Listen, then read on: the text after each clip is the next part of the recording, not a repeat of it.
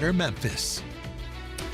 Welcome back. In the coming days, President Trump is expected to sign an executive order that would abolish the United States Department of Education. Chalkbeat, a nonprofit organization that covers education, was able to see a draft of that executive order. And joining us today to talk about more about that is Chalkbeat reporter Erica Meltzer. Thank you for joining us, Erica. Thanks for having me. Now, I understand that this order directs Education Secretary Linda McMahon to close the Department of Education and turn authority back over to the states. Is that legal? The order, the draft of the order that we saw says to take all the steps available to her under the law. But under the law, only Congress can actually get rid of the Department of Education because Congress created the Department of Education. So there's a lot of questions about what exactly this would look like. A lot of people are expecting widespread layoffs, that certain offices could be sort of reorganized and given different missions. But it would be pretty hard to actually get rid of the Department of Education. Okay. Indeed, it would. The Republicans would need Democratic votes in both the Senate and the U.S. House in order to accomplish this. So if the department were eliminated, what could that mean for funding for school districts like Memphis Shelby County Schools?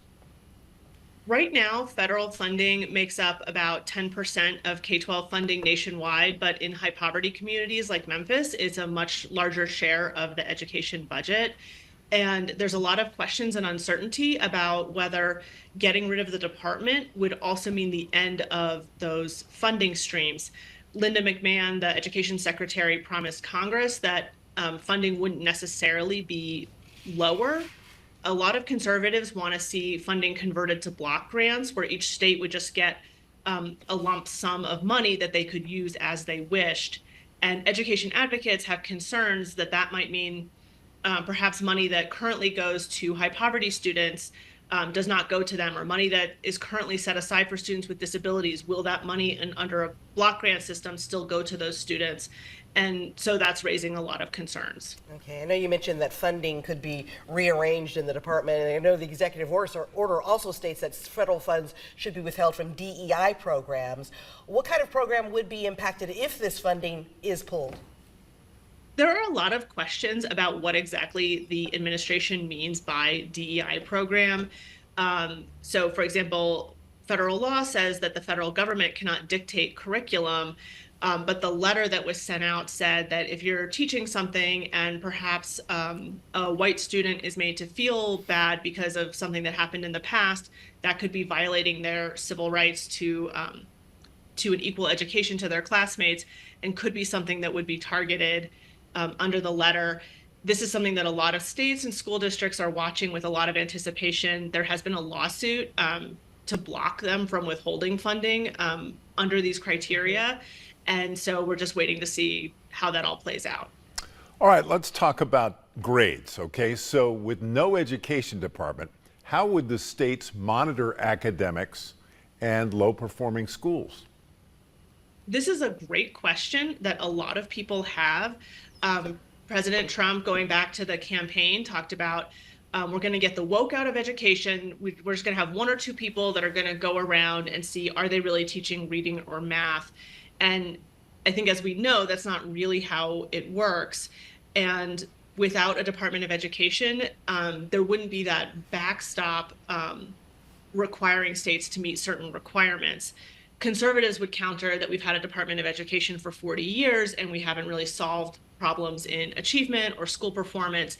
And maybe we should just get rid of the bureaucracy and let the states do their thing. That's the argument that they would make. All right. Well, what about student loans? If the Department of Education closes, would they be affected? There's been proposals to move student loans to the Department of Treasury. It's really unclear if they would be administered in a different way. If we're talking about the sort of student loan forgiveness programs that the Biden administration had supported, I think it's safe to say that those are over. That's not going to be a priority of this administration. They've talked about putting limits on the public service loan forgiveness program that a lot of public sector and nonprofit employees have counted on. And so I think we're going to see a more challenging environment for people looking for some relief and paying back their student loans in a less onerous way.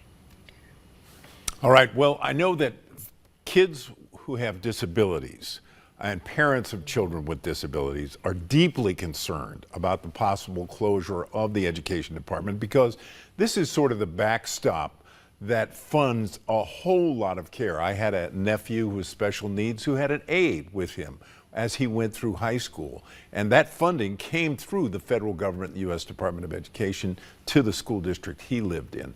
And so I know parents are very concerned, but there's so much up in the air right now about precisely what is going to happen should the Department of Education close. So we'll be keeping a close eye. We really appreciate you, Erica, taking time to study all this and share what you've learned with us. Absolutely. It was my pleasure. Thank you, Erica. Erica Meltzer with Chalkbeat. Very insightful.